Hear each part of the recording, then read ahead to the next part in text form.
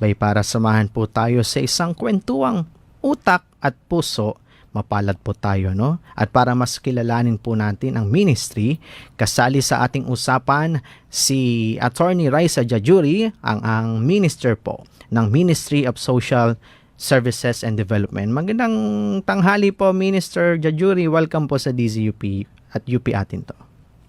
Yes, magandang tanghali po, magandang araw sa ating pong mga tagapakinig at dyan po din sa inyo sa studio, sa mga Muslim po nating mga viewers and listeners. Assalamualaikum. Maraming salamat po, Minister, sa pagpapaunlak sa isang panayam na ito. Shout out sa mga kasamahan po natin sa bar. Maraming MSSD, salamat. shout out na mga masisipag na MSSD nako. Yes, sobrang sipag. Simulan natin ang ating talakayan, Rex and Minister, para mas makilala po natin ang papel ng social services sa rehiyon. Simulan po natin dun sa basics muna, Minister. Maaari niyo po bang ipakilala sa amin ang Ministry of Social Services and Development, and bakit po ito mahalaga lalo na po sa BARM, lalo na sa usapin ng social welfare and development sa BARM po? Yes.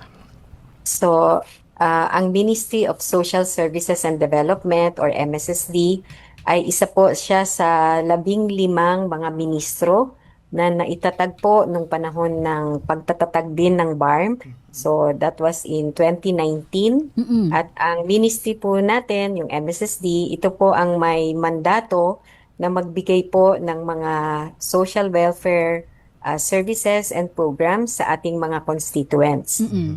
Na sinusigurado na ang kanilang mga karapatan, pangangailangan, mga interest, lalong-lalo na ng mga taong naninirahan po dito sa Bangsamoro Autonomous Region ay matugunan ng gobyerno ng BARM.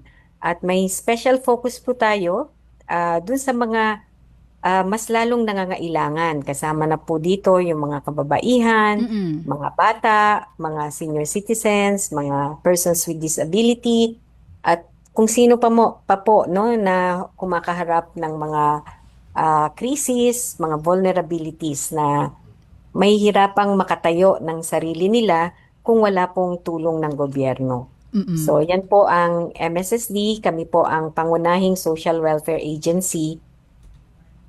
Opo. Ibig sabihin, pangunahing ahensya ng pamahalaang Bangsamoro o Rex na nangangasiwa.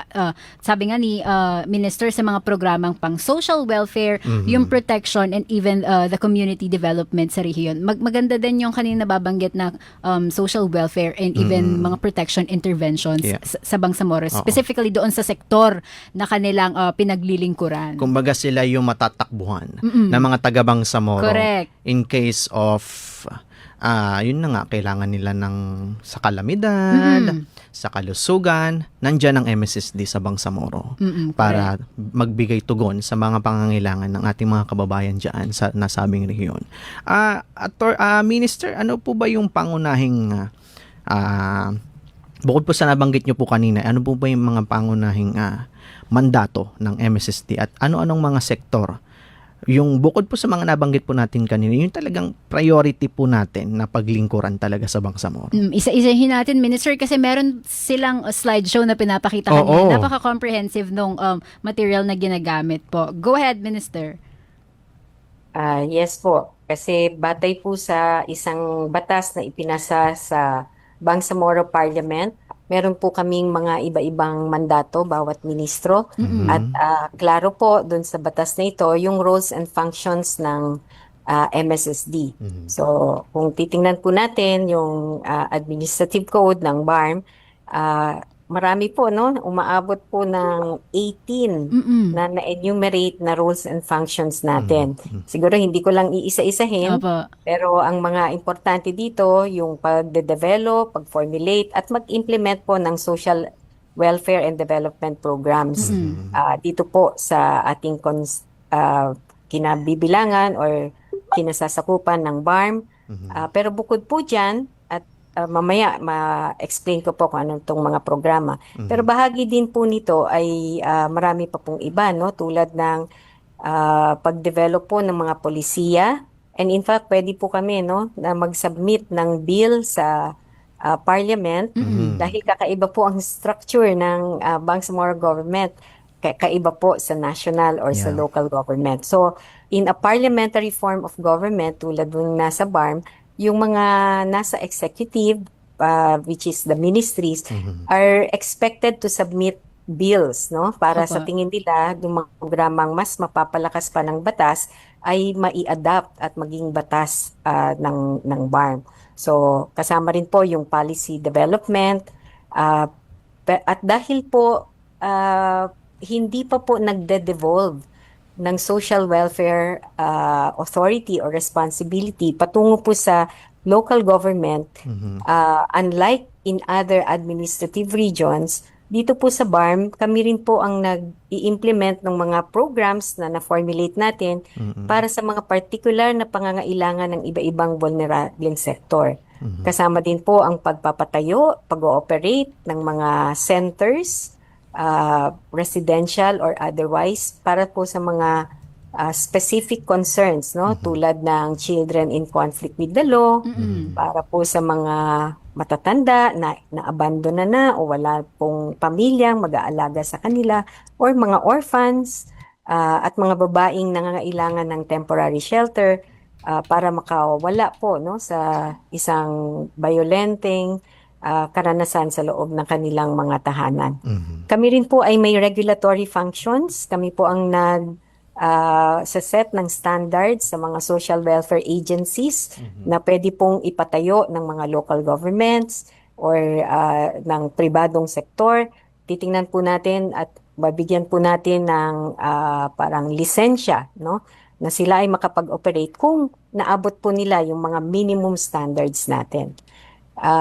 At marami pa pong iba. Research is also part of it. Working with social welfare, social work, colleges and universities. At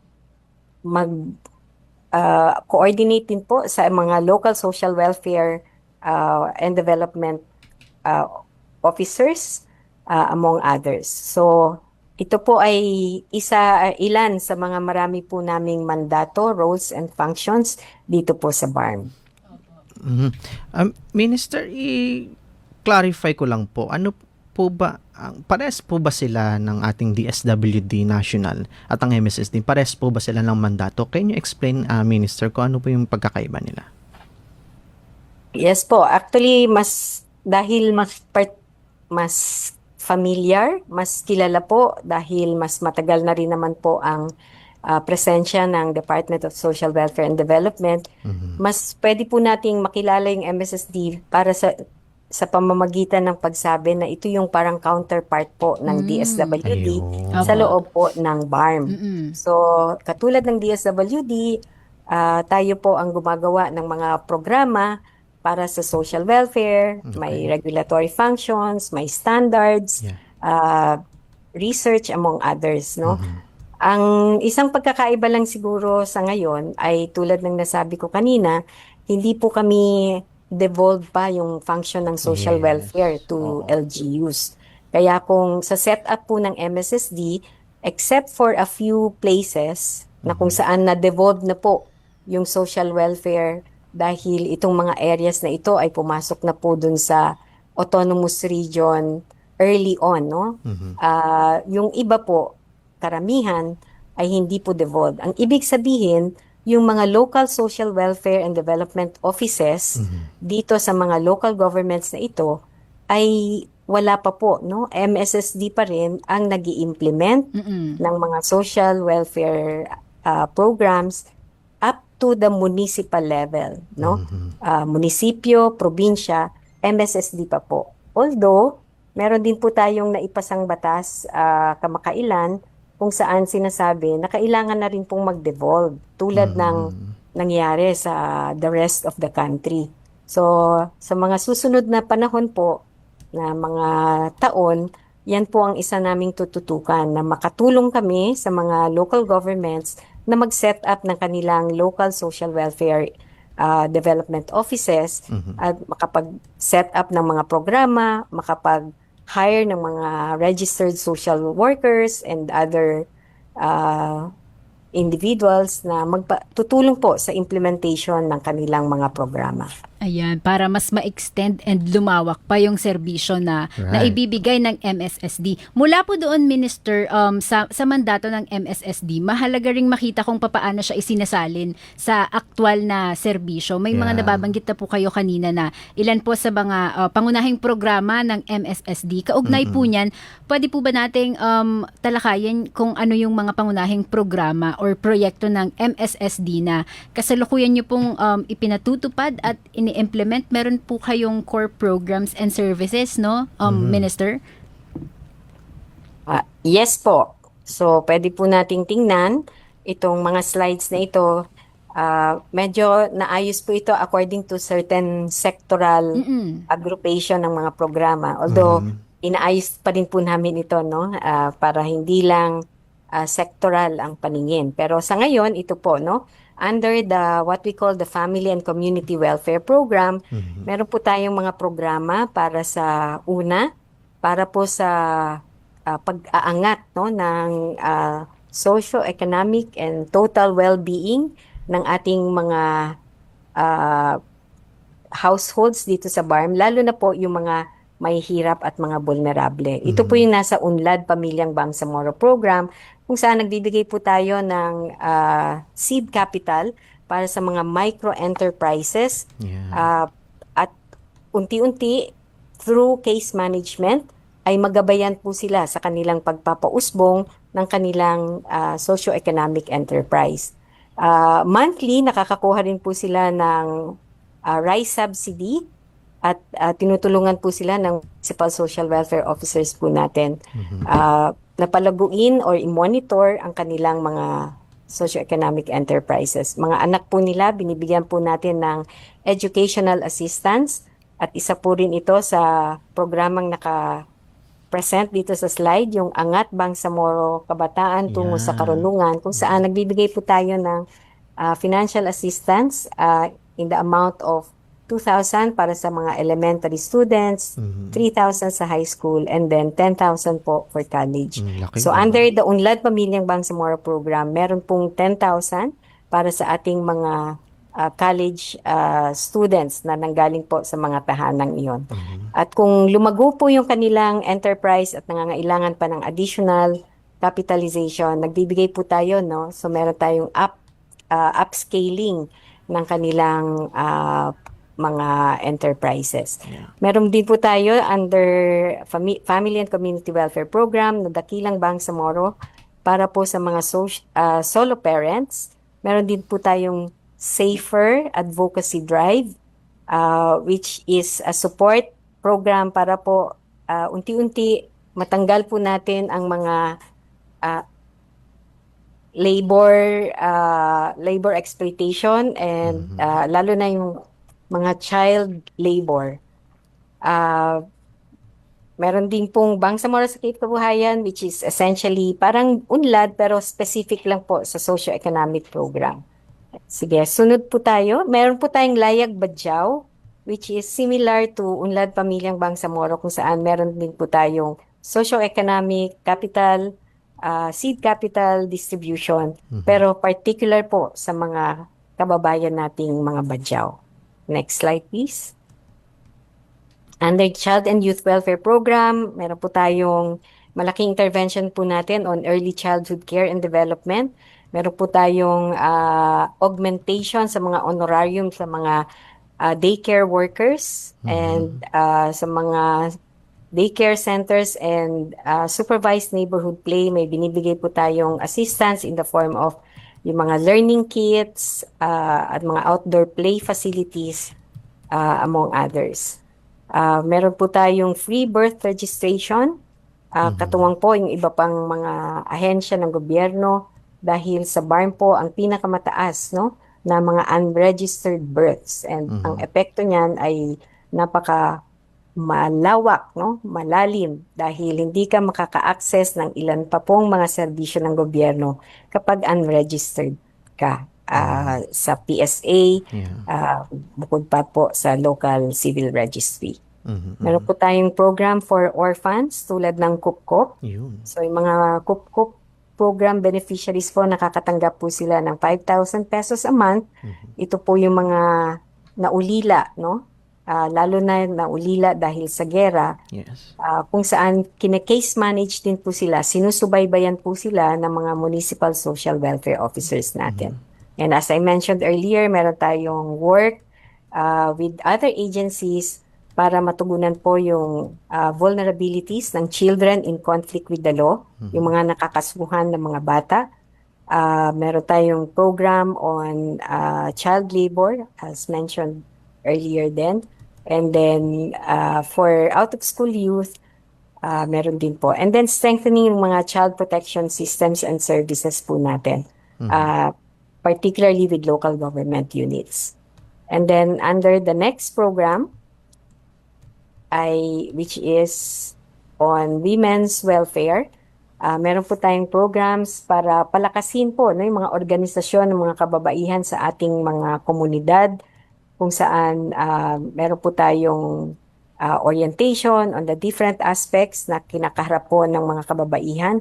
Kasama rin po, pag nabuo na yung mga organisasyon ng mga kababaihan, binibigyan po natin ng livelihood package yung organisasyon para meron din pong economic empowerment. May suporta din po tayo sa mga indigent pregnant women para masigurado po yung mga nasa sinapupunan at yung nanay na nagdadalang tao ay mabigyan ng kaukulang suporta in the form of health interventions, mga materyales para gagamitin ng kanilang anak, among others. And may research din po tayo on women's reforms and advocacies. Meron po tayong centers on for women, which we call the Kanlungan. May referrals po tayo para sa mga kaso na hindi na po natin kakayanin as social welfare agency, tulad ng referral to lawyers, to doctors, kung kinakailangan po nila. And then of course, para po sa mga distress OFWs at mga natatraffic na mga kababaihan, meron din po tayong recovery package. And then next, ay punta po tayo sa older persons and persons with disabilities. Siguro po ang isang highlight dito sa programang ito, may binibigay po tayong financial assistance sa mga indigent na mga PWDs. At sa taong 2026 ay titingnan po natin, mukhang 1,000 pesos na po ang ating binibigay kada buwan. Ito po ay para sumalo sa kanilang iba pang pangangailangan bilang PWDs. Meron po tayong binibigay na mga salamin sa mga lolo at lola na nangangailangan na po ng assistance sa kanilang vision and other healthcare packages. No? May binibigay po tayo lalo na sa mga bedridden na po na mga older persons. Nagbibigay din po tayo ng package, no, ng mga adult diapers, mga pang-check po ng kanilang temperature, panghaplas, among others. At we are also operating, sana kapag natapos na rin po ang ating mga centers for persons with disability, sa ngayon ay meron po tayo dito lamang po sa Cotabato City. And then may assistive devices din po tayong naibibigay sa kanila. And then we also work with other agencies para po mabigyan sila ng mga other assistive devices and tulad ng prosthetics, among others. And then next, under the Disaster Risk Reduction and Emergency Assistance Program, so dito po mas nakikita ang MSSD bilang tagabigay po, no, ng mga emergency response na mga packages. So, kasama na po dito yung mga pagkain at non-food items tulad ng mga trapal, mga kits po natin on wash, kits po natin sa cooking, sa mga infants, hygiene kit, dignity kit, among others. And then we also provide emergency shelter assistance para po sa pagpapaayos ng mga bahay na nasira, nasalanta dahil sa isang pangyayari. At meron din po tayong binibigay na cash for work in relation to community-based disaster risk reduction and climate change adaptation activities. And then, for preparedness, meron po tayong binibigay na training at mga go bags para sa ating mga responders at sa mga communities na lagi pong nasasalanta, no, ng mga disaster.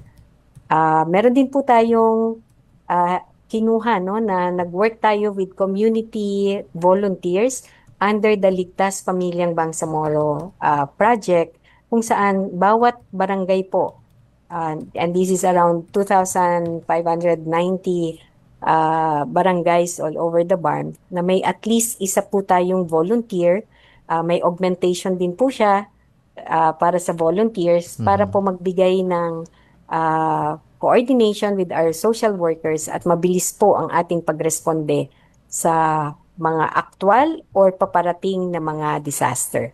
And then under our crisis intervention, meron po tayong Bangsamoro Critical Assistance for Indigents in Emergency Situations or BCARES, kung saan individuals in crisis situations, kunyari nagkasakit po, namatayan, nangangailangan ng gamot, among others, no, ay pwede pong dumulog sa ating mga centers kung saan pwede po silang mabigyan, ma-refer sa mga ospital na maaring partner na po natin at mababawasan po kung hindi man mawawala na ang kanilang mga bills na hindi pa nababayaran.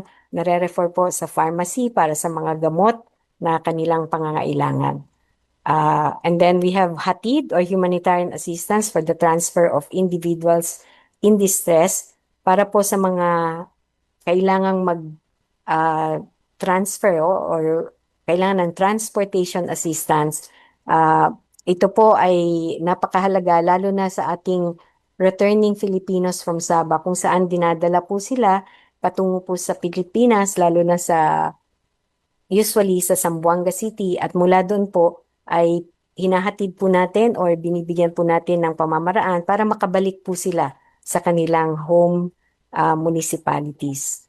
And then yung mga CIU centers po natin, mga Crisis Intervention Unit Centers na sineset up na po natin across the BARM in all the provinces na sakop po ng BARM.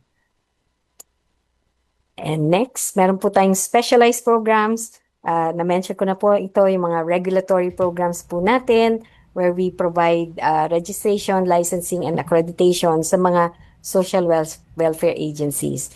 And then ito po, sineset up po natin ngayon yung Alternative Child Care Program para po sa mga bata na maaring naulila, naging biktima ng neglect, abuse, and would need alternative child care environment. No? Maari pong through legal adoption at ine-set up pa po natin yung isa pang sistema para sa mga Muslim children facing the same concerns. And next, recently po, meron din po tayong ini-implement na isang batas na naipasa po sa Parliament. Ito po yung IDP Rights Act sa Bangsamoro, and therefore, under that law, may mandato po ang Bangsamoro government through its ministries, offices, and agencies na mag-coordinate, no, para siguraduhin na meron po tayong durable solutions to IDPs na maaari pong nagbakwit or nawala po sa kanilang tinitirahan dahil po sa mga sakuna or dahil din po sa mga human-induced na disasters. So tayo po ang set up at nagiging secretariat nitong Bangsamoro Internal Displacement Coordinating Council. Tayo rin po ay tutulong sa mga LGUs para sa kanilang planning at capability building para magkaroon din po ng local IDP council sila. And we will be providing assistance also and region-wide. Tayo po ang may responsibility para sa information and data management system on the IDPs. At the same time, panghuli na rin po yata ito, ay yung mga nationally funded programs na ini-implement po sa buong bayan, sa buong bansa, Nag-partner po tayo with national government agencies, particularly ang DSWD and hopefully ito rin National Council for Senior Citizens para po sa mga programa tulad ng 4Ps, Sustainable Livelihood Program, Social Pension for Indigent Senior Citizens, Supplementary Feeding Program para po sa mga bata sa daycare centers, at meron pa pong mga iba pang mga mekanismo on trafficking, on children's welfare, on juvenile justice, and poverty alleviation. Yan po ang in gist, no? Ang Opo. ating mga programa as MSSD. Ayan, Opo. napakalawak ng mga programa, no, nasakop Oo nga. ng MSSD na nakatuon sa social protection, of course doon sa welfare and community development sa BARM, and ilan nga doon sa mga pangunahin, Rex, na nabanggit ni Minister, yung natatandaan ko yung number 1, di ba, parang social safety nets na ito yung mga financial assistance and support services para sa mga vulnerable sector, di ba, sa mga pamilya, tulad nung yung mga programa na conditional cash transfer, di ba? Para matugunan yung mga basic needs ng mga benepisyaryo. Pumasok din doon yung mga programa na, for example, yung protective services for vulnerable sectors as well, 'di ba, mga programa para sa proteksyon ng mga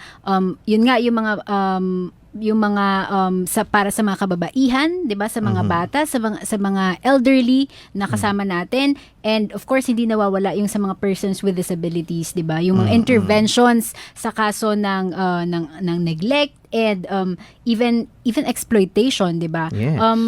Ang ganda din nung programa tungkol doon po sa support for internally displaced person, no, yung sa IDPs na pagbibigay ng tulong sa mga pamilyang naapektuhan ng mga sakuna, 'di ba? Tulad ng relief assistance, and hindi syempre mawawala yung psychosocial support. Ayan, maraming mga nabanggit na programa si Minister doon sa disaster response and relief operations, even sa livelihood and community development programs ng MSSD. O talagang makikita mo na yung mga programang ito, Rex, hindi lang bilang tugon, 'di ba, mga agarang tugon sa mga pangangailangan, pero para din isulong yung pangmatagalang pag-unlad talaga ng Nakikita mga mo yung long-term yung kapakanan solution, talaga ng komunidad sa BARM. Ayan. In that context, siguro, Minister, ang BARM kasi it's quite unique in terms of history, 'di ba? And geography and governance. Yes. Pag-usapan naman natin, Minister, yung ilan po sa mga main challenges naman po na nai-encounter ninyo in delivering ito pong mga social services on the ground. Meron po bang mga usual challenges or hamon, Minister, sa pagbibigay po ng mga social services na ito? Yeah. Yes po, napakarami po actually. Unang-una, dahil po sa mahabang kasaysayan ng conflict at neglect dito po sa Bangsamoro areas. Opo. Napag-iwanan po talaga ang aming rehiyon, no, in terms of development and other interventions. So ang disproportionate effect po nito, lalo na po sa ating mga vulnerable at may hirap na sektor, ay napakabigat. Kaya massive po ang demand for social services. And I do not just mean services ng MSSD, but for the other ministries as well. Yes. That means health, education, among others, no, housing, etc. So it is a shared responsibility of the different ministries in the BARM. Kami pa rin po ang pangalawa sa pinakamahirap na rehiyon dito sa ating bansa. Although I would have to say na since po nagkaroon na ng BARM, meron po tayong dramatic reduction of poverty incidence. In 2018, ang poverty incidence po sa BARM ay 55.9%. So, meaning lagpas pa sa half ng population, lagpas ay mahirap. Noong 2023, ang PSA figure po on poverty incidence sa BARM ay bumaba po to 23.5%.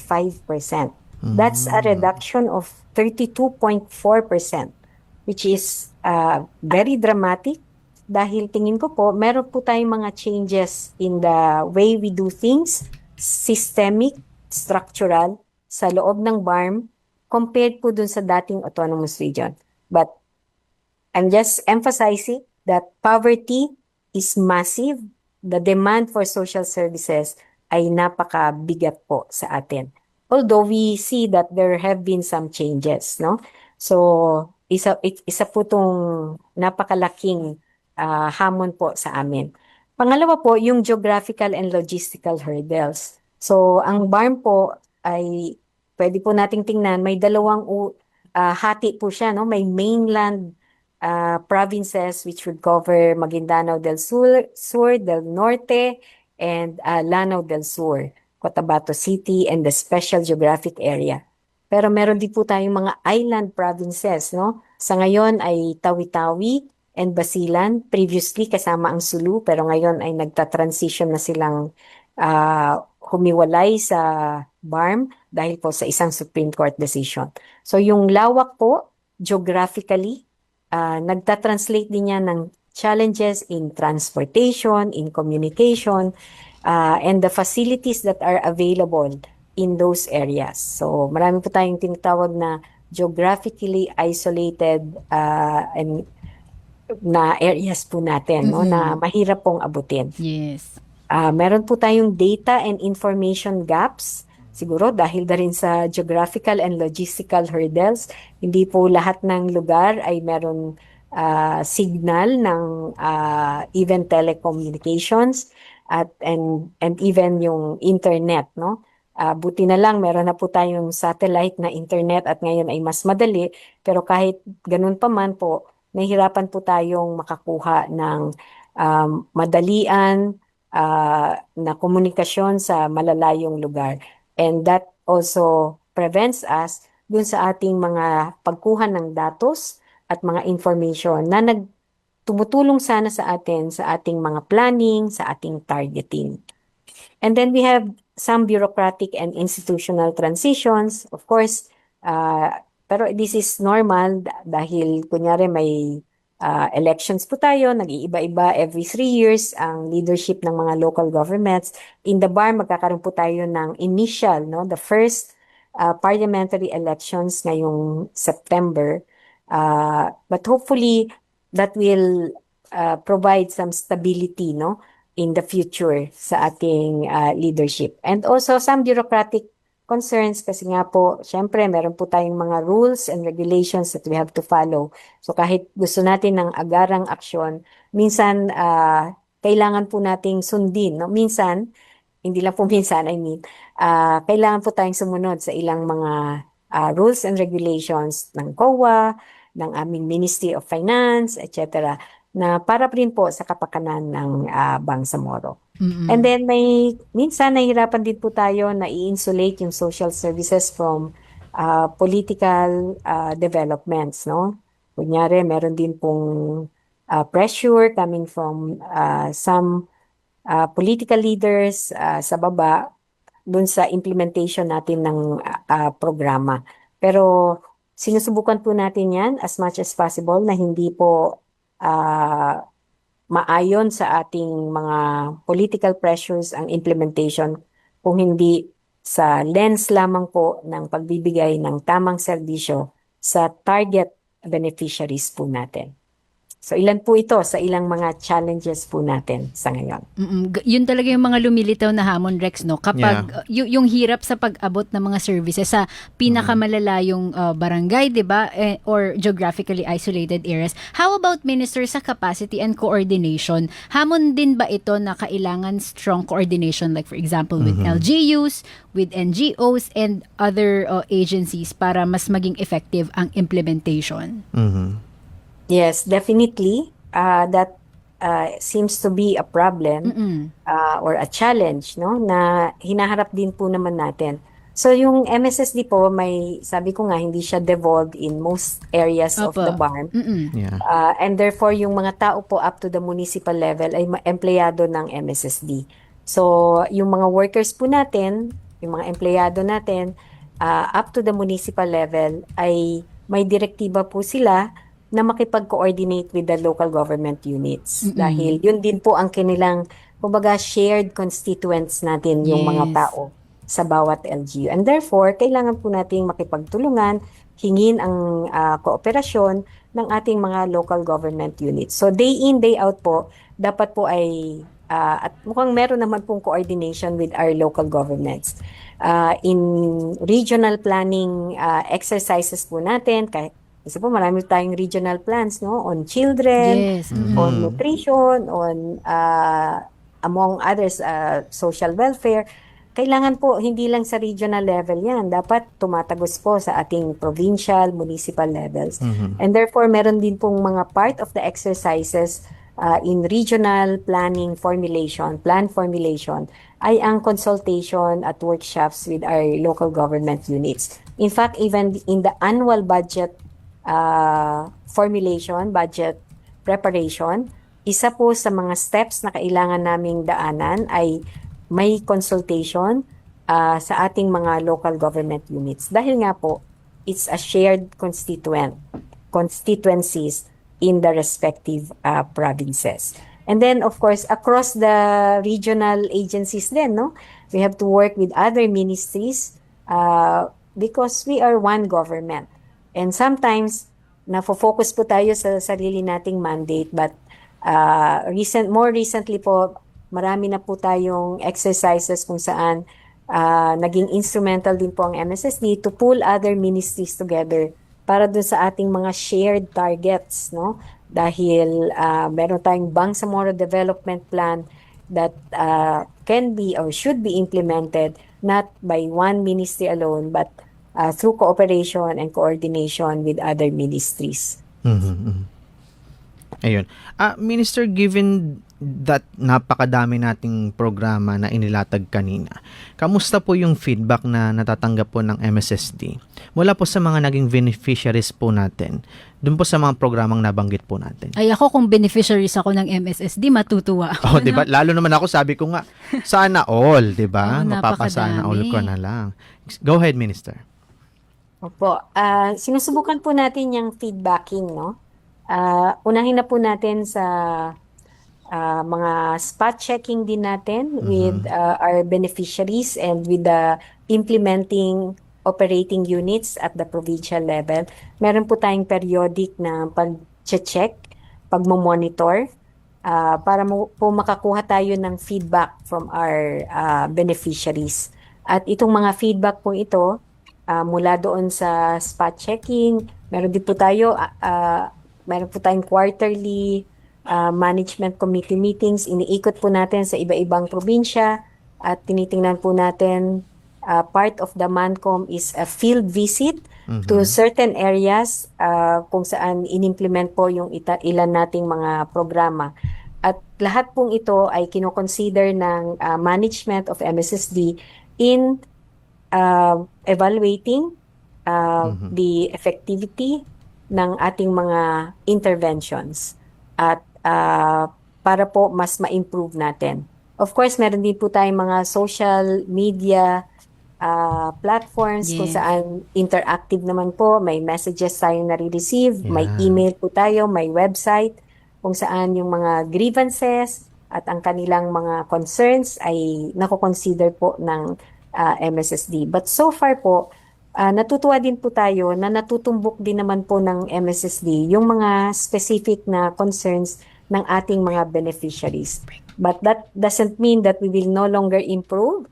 Kaya importante po sa amin yung feedback na constructive so that we can enhance even more, no? Mas lalim pa, mas mapaunlad pa po ang ating mga programa para sa ating beneficiaries. Yes, enhance even more. Ang ganda nung perspective na iyon ni Minister, no? Kasi maganda din naman talaga na merong direct feedback mechanism dahil dun mo din maririnig yung talagang boses Tugon. ng mga komunidad. At Yes, doon sa tugon. feedback na yun, doon mo mapapaunlad pa yung serbisyo at programa ng isang ahensya, gaya nga ng Correct. MSSD, di ba? Tama. Kanina po napag-uusapan natin yung mga programa, no? At serbisyo ng MSSD. Ngayon puntahan natin yung idinaos na National Media Forum Correct. kung saan nandoon po ang inyong lingkod. Ayan, bilang bahagi ng pagbisita ni Rex sa BARM, no. Naging bahagi tayo ng 2 araw na National Media Forum and program site visits. Minister, kwentuhan niyo po kami, ano po yung ang naging highlight ng 2 araw na forum and program site visits na ito para po sa inyong bilang bahagi po ng MSSD? And ano rin yung layunin pala nito, Minister?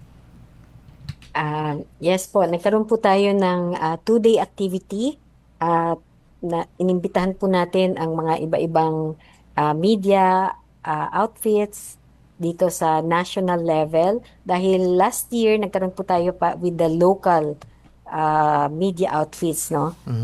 Ito po ay nasa print, radyo, television, among others. So ito po sa buwan na ito, nagkaroon po tayo ng tanglaw, yun po ang tawag natin, dun sa 2-day activity natin, kung saan pinresent po natin yung programa ng MSSD. Katulad din po ng ginagawa ko ngayon sa radio program ninyo para po makilala ang una, yung ahensya po namin dahil may specific programs po na ang MSSD. Pero sa pangkabuuan po, ano ba yung BARM? Bakit siya may sariling gobyerno? At ano na ang nangyari since na-establish yung BARM noong 2019. Right. So pinakilala po natin yan sa pamamagitan ng forum sa unang araw kung saan nagkaroon po tayo ng konting workshop, kung malaman lang ano po yung perception ng mga media practitioners, mga journalists about the Bangsamoro. And then nagkaroon din po tayo ng presentation ng ating mga programa and achievements. And then yung next day naman po, nagkaroon po tayo ng field visit, no? Sa Special Geographic Area and then sa Maguindanao del Sur. And then nagkaroon po tayo din ng isa pang area dito po naman sa Maguindanao del Norte. Right. At nag-processing po tayo sa mga naging experience ng ating participants, mga journalists po, kung saan nakipagpanayam po sila sa ating mga aktual na tao na nakita po yung implementation ng mga programa. Ito pong mga beneficiaries natin. So natuwa naman po kami sa kinalabasan dahil tingin po namin nagkaroon ng interest din sa kalagayan po ng mga tao sa BARM, sa Bangsamoro government in general, at yung mga programa po, in this case specifically ng MSSD. Yan, malaking tulong yun, yung mga ganong engagement para mas maipakita yung aktual na ginagawa ng MSSD sa ground, di ba? Kasi Yes. mas nagiging concrete yung understanding ng mga programa kapag nakita mismo sa aktual na implementasyon, di ba? Mas nagiging collaborative yung governance kapag may active engagement sa media talaga. Kumbaga, is to see is to believe. Correct. Diba? At talagang nakita ko yun doon na iba't ibang programa talaga na mapapasana all ka na lang. Oo, ayan. Diba? Pag-usapan natin yung Rex, yung iyong experience. Okay. Habang nandito si Minister para makinig, no? Oh my God. Sa'yo ba, Rex, kumusta yung experience mo sa 2 days event na ito? And based on your observation, paano yung nakatulong yung first-hand exposure ng media sa, yun nga nababanggit kanina, yung tamang pag-unawa sa mga programa ng MSSD? Kamusta? Ikwento mo sa amin. Basically, it's an eye-opening para sa akin. Kasi nga, gaya nung nabanggit ko na nandun ako sa Cotabato, kadalasan ang storya, ang naratibo sa Bangsamoro ay magulo, puro conflict. May prejudice talagang ganon. Oo. Pero nung napunta ko, it's an eye-opening dahil hindi ganun yung nakita ko doon. Kumbaga, the people is very lovely, the culture is very diverse. Talagang ipinakita yun sa amin, kumbaga. Nakatulong siya sa perspektibong nasyonal kasi mas maipapahatid namin ng tama kung ano ba talaga ang Bangsamoro. Correct. At ano ang ginagawa ng mga tao doon. Kumbaga, nabago yung pananaw ko sa Bangsamoro nung 2 araw ko doon.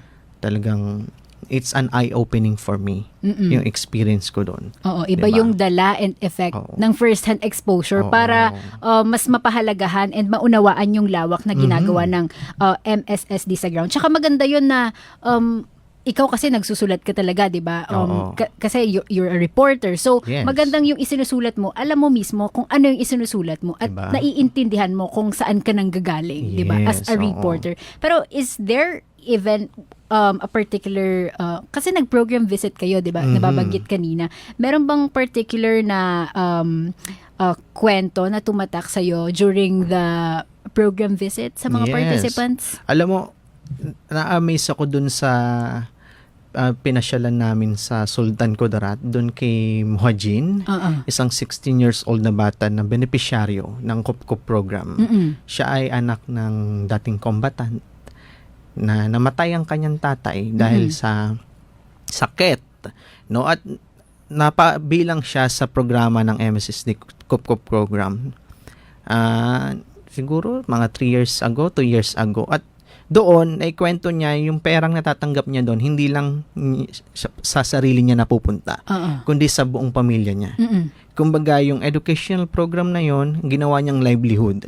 Could you imagine, nakabili siya ng baka na yung bahay nilang nakaprenda na natubos. Dahil nga hindi lang siya kasi, ang MSSD kasi hindi lang siya kumbaga nagbibigay tinuturuan kanya kung paano mo gastusin yung pera ng tama. Okay. At nagawa yun ng bata. At sabi ko, buti pa to may kalabaw. Ako wala. Diba? 16 years old. Oo, 16 years old. Diyos ko, sabi ko, kailan pa ako magkakaroon ng sarili kong kalabaw at lupain? Siya meron na. Diba? Could you imagine that? Lahat ng perang, hindi lang nagamit niya ng tama, kumbaga. Hindi lang yung talagang binigyan siya. Tinuruan siya kung paano gamitin.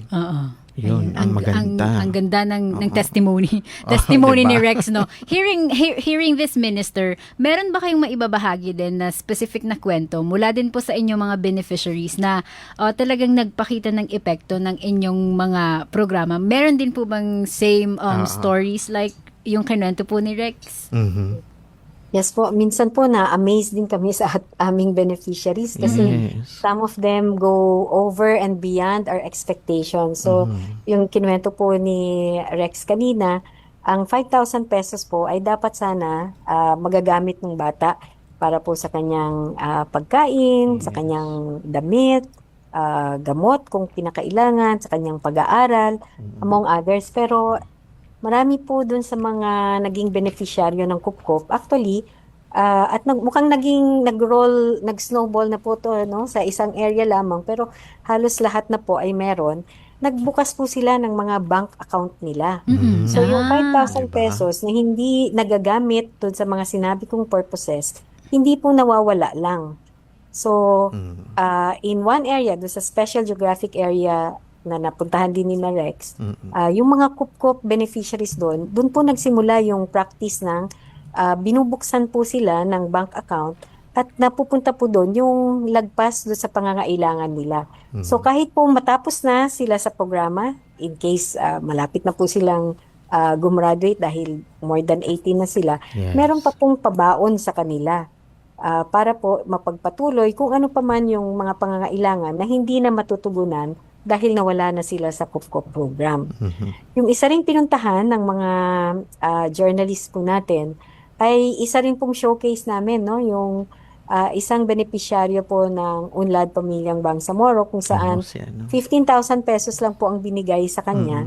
Pero nakapagpatayo na po siya ng isang retail shop ng mga gagamitan sa mga motorsiklo, no? At napakalaki ng kanyang kinikita ngayon.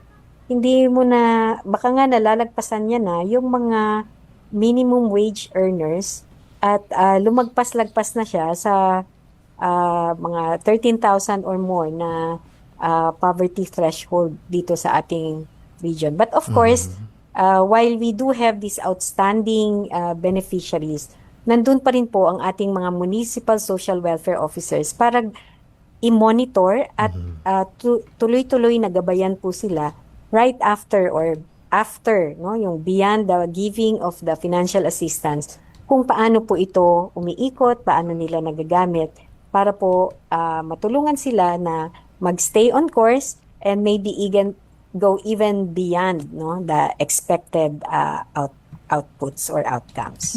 Ayan, napakaganda nun. Ay, Diba? napag-uusapan na natin, Minister, yung mga kwentong ito. Pag-usapan din po natin yung accomplishment. Diba? Yung mga accomplishment ng MSSD. Ayan, kasi dito sa presentation na ibinahagi ng MSSD, over 658,000 families were provided with social protection and poverty Dami. alleviation assistance. Ayan, kwentuhan nyo kami nito, Minister. Kailangan natin tong ipakita, no, ang mga accomplishment ng MSSD. Yes, yung 658,719 na mga pamilya po na nabigyan po natin ng financial subsidy, training, educational support, and seed capital. Yun po yung na-reach natin, no? Naabot ng ating mga programa para po matulungan ang mga sambahayan, mga households, para po sa mga iba-iba nilang concerns. So, some of these are capability building, para sa skills training, para po sa pagpapalago ng kanilang mga kabuhayan. May financial subsidy. Meron yung sinabi kong mga abaka na programa kung saan meron pong financial assistance. Hindi po scholarship pero pangbili po ng lapis, papel, transportation papuntang eskwelahan para po makapag-aral yung mga bata. So this is over a span of 7 years mula 2019 po hanggang 2025, no? Tama ba? Yes. 2025 and continuing pa rin po naman ngayon, no? Kasama rin po dito yung mga nationally funded programs kasi yung 4Ps po, yung registered na families, umaabot po tayo ng 300,000 plus na mga pamilya. Yes. Although recently nag-graduate na po yung iba, no? Kasi mayroon ding batas na nagsabi eventually na hanggang 7 years ka na lang under the program. And then may sustainable livelihood program din po from national government. But including the regionally funded programs, yan po ang inabot ng saklaw ng serbisyo ng Bangsamoro through MSSD para po sa poverty alleviation and social protection. Ayan. Yes. Opo. Go ahead, Minister. Yes, meron po tayong mga under this din po, mention na rin kanina na meron tayong coordination mechanisms, no, with local government. So nakikita po natin na hindi dapat lang MSSD ang katuwang ng ating mga may hirap at vulnerableng mga pamilya.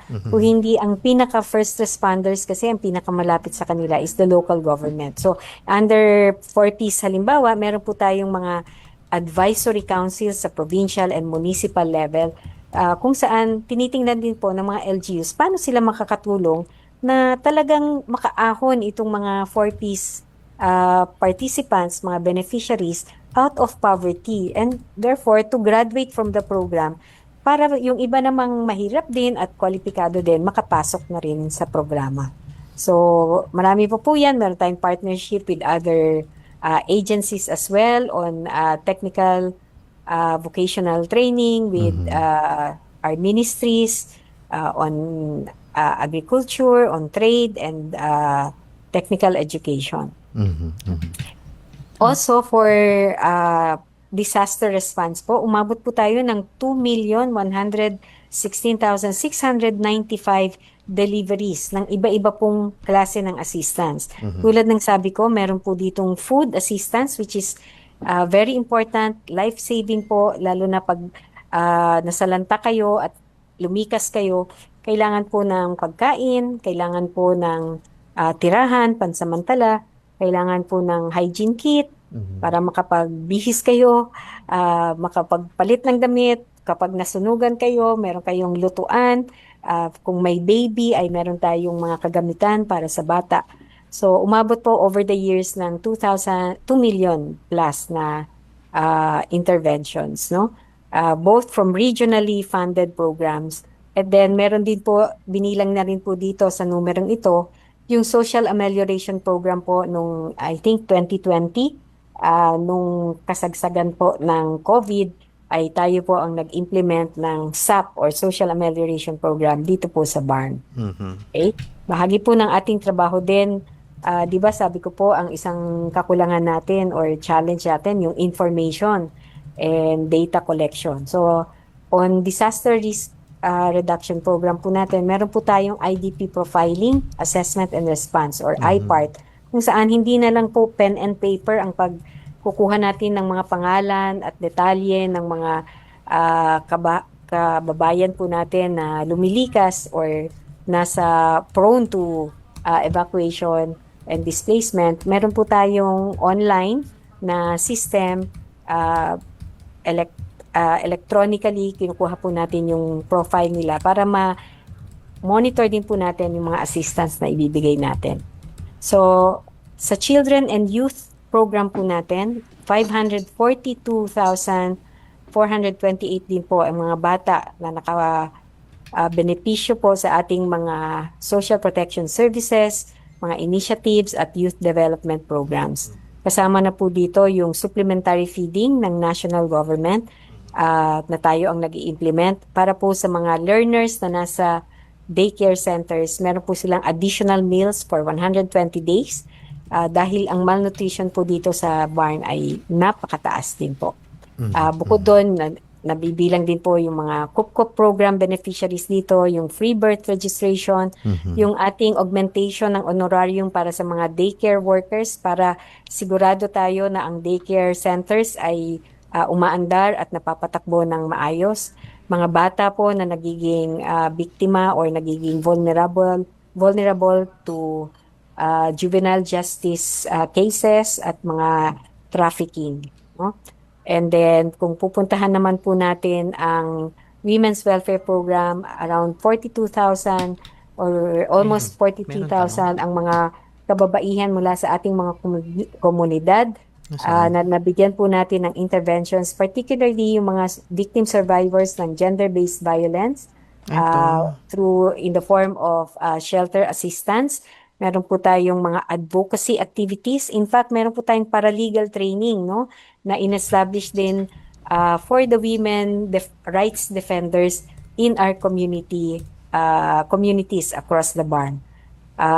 And then, as I said, yung mga organized women, meron din po tayong mga interventions for livelihood para po may economic empowerment din po. And then for older persons and persons with disabilities, naabot po ng ating programa ang 231,804 na vulnerable older persons and PWDs. Including na po dito yung 171,370 beneficiaries ng social pension from national government at yung mga centenarians po na nakaka-receive ng centenarian gift kapag umabot po sila ng 100 years old. Pero kasama na dito yung mga assistive devices na under the regional government, yung mga enrollees po natin sa Center for PWDs na nabibigyan po ng skills, ng literacy, interventions, yung ating binibigay na monthly stipend for PWDs para sa kanilang additional na pangangailangan. And then we have 5,182 volunteers trained, mobilized, and deployed for different purposes. So kasama na po dito yung mga para-social workers na tulad ng sabi ko kanina, meron at least isa sa bawat barangay po. Dito sa barn, nakatuwang natin, eyes and ears po natin sa ground para sa mga issues na kakailanganin ang tulong ng MSSD. At multiplier din po sila ng ating human resources. And then, across the different centers and facilities operated and supported by MSSD, meron po tayong natulungan na 2,596 na mga wards po na lumalapit sa atin para mabigyan ng serbisyo sa ating mga centers. Okay? At meron pa po tayong mga other accomplishments, no? Una, yung napaliwanag ko na kanina, yung I-part, which is the profiling of IDPs.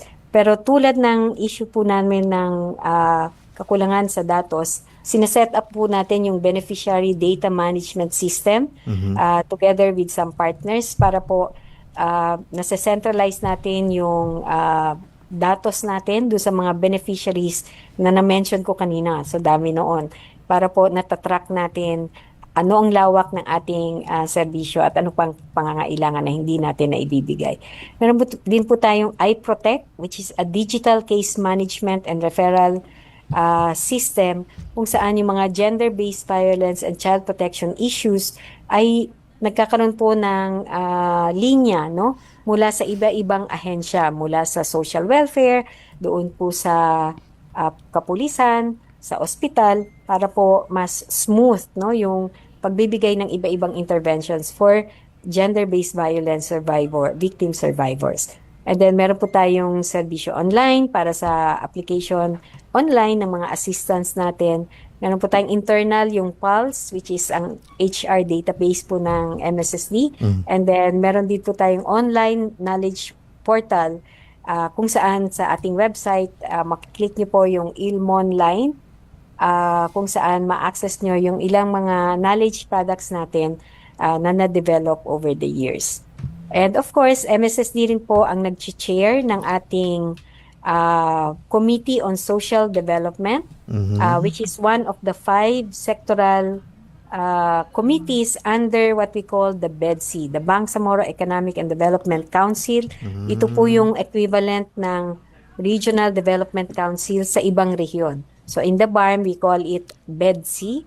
At tayo po, MSSD, ang nag-chair nung isa sa sectoral committee.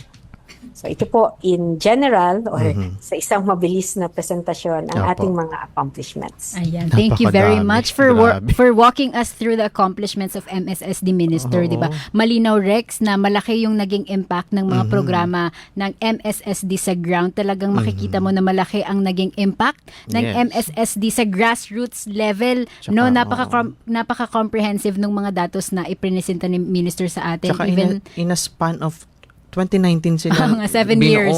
Diba? Correct. Ang dami na agad. Oo, mas naiintindihan namin kung paano directly natutulungan yung mga komunidad. And malaking bagay din yun para mas maintindihan din yung lawak ng trabaho na ginagawa ng MSSD. And nakaka-inspire no na makita yung mga konkretong effect sa buhay ng mamamayan ng mga programang pinangungunahan po ng MSSD. Ayan. Masarap magbayad ng tax dahil may tinutunguhan. Ayan. Oo nga. Tunguhin natin ang ating kwentanungan segment, Rex. Yes.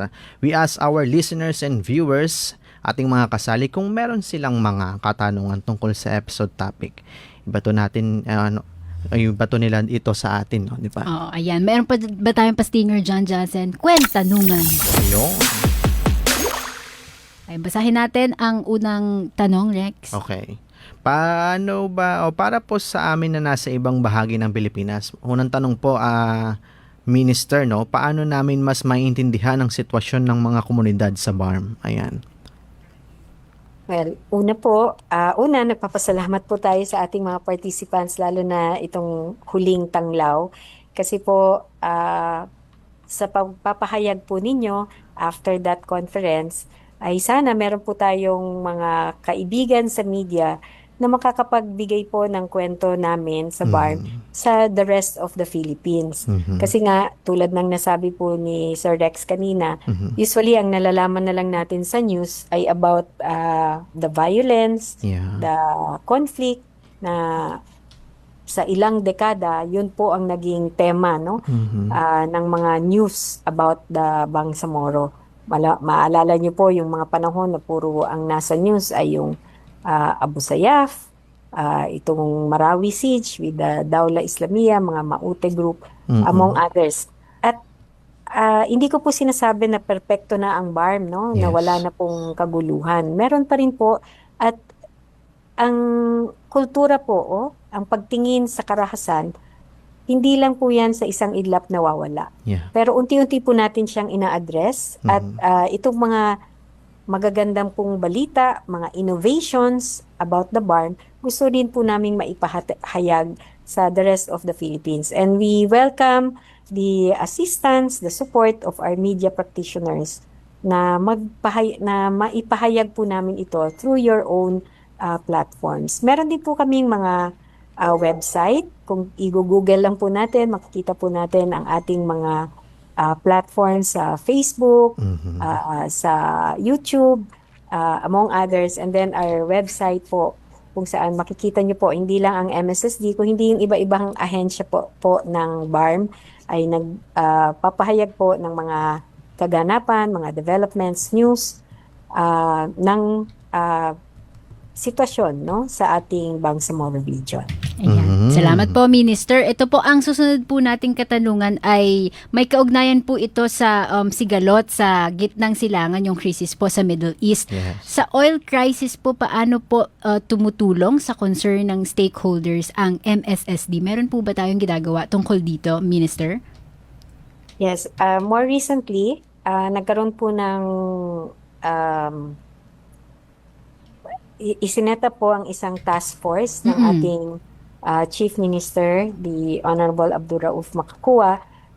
Ito pong task force na ito, nandun po ang mga iba-ibang ministro at mga ahensya ng BARM kung saan pinag-usapan po ano ba yung nasa loob ng mga mandato ng iba-ibang ahensya, mga ministry sa loob ng BARM at paano po ang pagkilos ng ating mga ministries na nakatumbok po dun sa epekto ng sigalot sa Opo.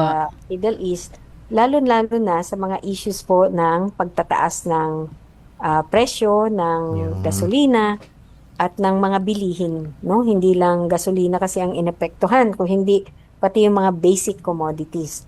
So, inaayos po natin siya, pero at the same time, yung mga current programs na po natin, ginagamit naman po ito ng kahit sino. So, kunyari yung napaliwanag ko pong B-Cares, kung saan ang tumbok po ay mga individuals in crisis, pwede pong lumapit sa ating mga centers, mga CIU centers, kung saan kung ano yung pangangailangan po nila na within po sa ating mandato ay kaya pong matugunan. But at the same time, through the task force, iniisa-isa na po natin, no? Anong maibibigay ng Ministry of Transportation and Communications. At meron na po silang ini-implement na pasada, no, which is an assistance to transportation workers na talaga pong directly naapektuhan sa pagtataas ng presyo ng gasolina. So tayo rin po, aabot po din tayo doon sa gano'n na na-submit na po natin ang ating proposal para po sa isang mas malawakan na financial assistance among others, no, sa ating mga constituents sa BARM. Yun, di ba? Mabilis yung tugon ng Diba? MSSD.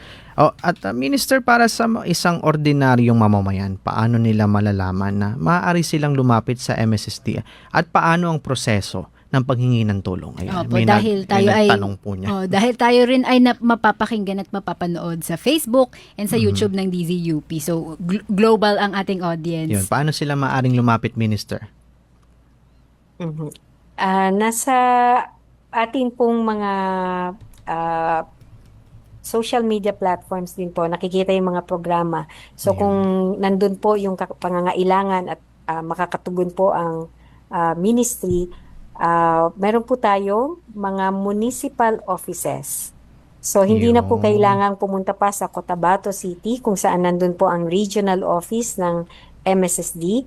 Kung hindi sa loob po ng sarili nilang mga munisipyo, kung pupunta lang po sila sa munisipyo itself, kasi usually ang ating municipal social welfare officers ay humihingi po ng espasyo doon sa LGU sa kanilang munisipyo at doon nagse-set up ng kanilang municipal office. Yun. At nandun po ang ating municipal social welfare officers and other employees at i-intake po sila kung kakausapin nila yung ating mga empleyado, ma-interview po sila at masasabi po sa kanila kung anong programa ang aangkop sa kanilang pangangailangan. Meron din pong Facebook page, meron po tayong Messenger, meron pong website kung saan merong espasyo po doon para sa contacting the ministry kung meron po silang internet connectivity. Pwede rin po. At may radio program din po tayo sa MSSD na nagpe-present po ng ating mga programa at merong feedback mechanism every Saturday mula alas 8 hanggang alas 9 ng umaga po. Opo, maraming salamat po, Minister. Ito pang huli po sa aming kwentanungan segment. Meron pa po bang kailangang suporta ang MSSD? Mula sa national government, if ever. Yes Minister. po. Yes po. Tulad po ng aking laging gustong i-emphasize in forums, yung Bangsamoro po, and then autonomy in general, nakailang dekada na rin po, no, mula ARMM to BARM. Parang tinitingnan, is successful ba itong proyektong ito.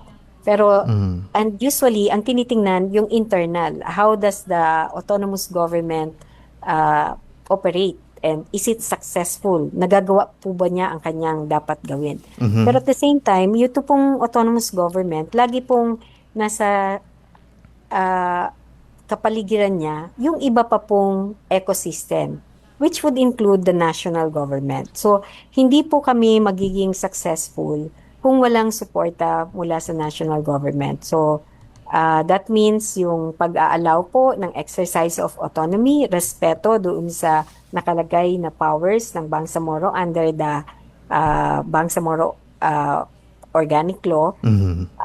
Ang pakikipagtulungan, meron po tayong mga intergovernmental relations mechanisms kung saan nire-raise po natin yung ilang mga issues natin para po maresolbahan ng both Bangsamoro and national government. And then bilateral cooperation, no? In our case with DSWD, para po sa smooth implementation ng programs na makakatulong hindi lang sa ibang rehiyon, kung hindi sa Bangsamoro if it's a national program.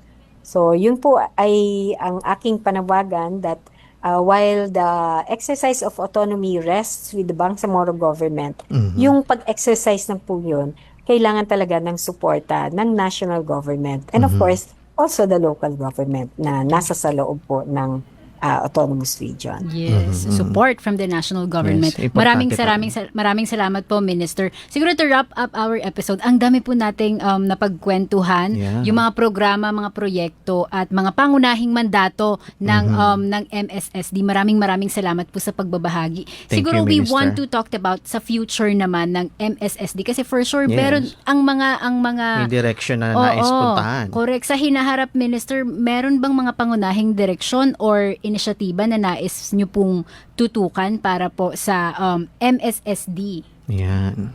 Yes po. At ang ilang mga sasabihin ko po ay batay po doon sa mga nasabi ko na kanina. Like yung devolution, nasabi ko ay sa isang regional law ay mangyayari in the next few years. So, kailangan po namin tutukan yung empowering LGUs para kaya na po nilang mag-set up ng sarili nilang social welfare programs and social welfare offices. Gusto rin po natin ng data-driven and evidence-based programming and therefore kailangan nating tumutok dun sa data collection, data analysis para po sa ating programming na batay po sa aktual na pangyayari sa baba. Right. Gusto nating i-sustain ang ating mga partnerships sa iba pang, ito po may nakasulat BMOAS, no? It means Bangsamoro Ministries, Offices and Agencies, as well as yung mga development partners, mga UN agencies, INGOs and local NGOs. At ang regulatory services po natin, na mention ko na po ito yung isang bagong dine-develop po natin na maging strong ang ating regulation ng ating mga social welfare and development agencies. Ang ating research and policy recommendations ay tinututukan po natin para mas maayos po ang ating additional programs aside from those that we have already set up. And for social welfare interventions ay particularly po sa Sulu, nagta-transition po tayo kasi lilipat po sila sa Region 9. So within the year ay dapat matapos na po itong transition. And then yung ating alternative child care system or program, inaayos po natin. Yung expansion ng Oversight Council para po sa ating mga 4Ps dahil po marami sa kanila ay gagraduate na din at yung mananatili, kailangan po masigurado natin that within 7 years na nandun sila sa programa ay maiangat na natin sa higher level of well-being. And then yung ating digital payments po, tulad ng sabi ko, yung geographical challenge po natin, yung logistical challenge natin.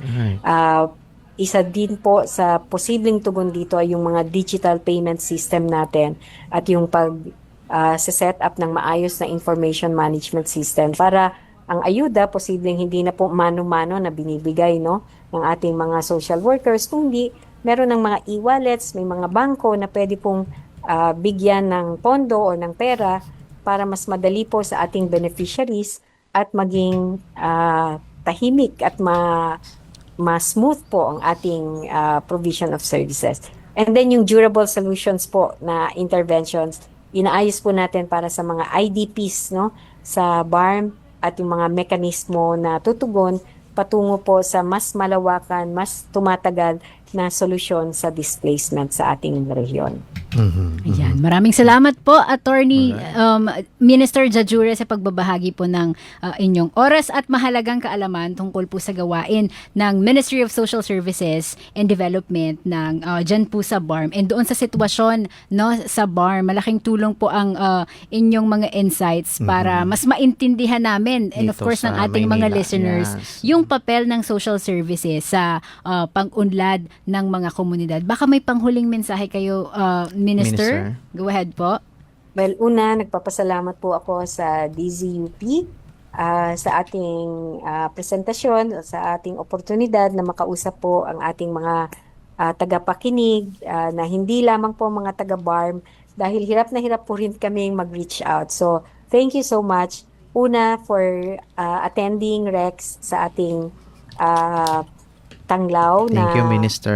programa na nangyari po. And then itong mga opportunities to reach out to other Filipinos dahil tingin ko po para po magkaroon ng tunay na kapayapaan sa buong bansa, kailangan po nating maging aware, maging vigilant sa kung ano nangyayari din sa BARM na naging lupain, no, na napakaraming dekada ng sigalot at ngayon ay unti-unti pong bumabangon.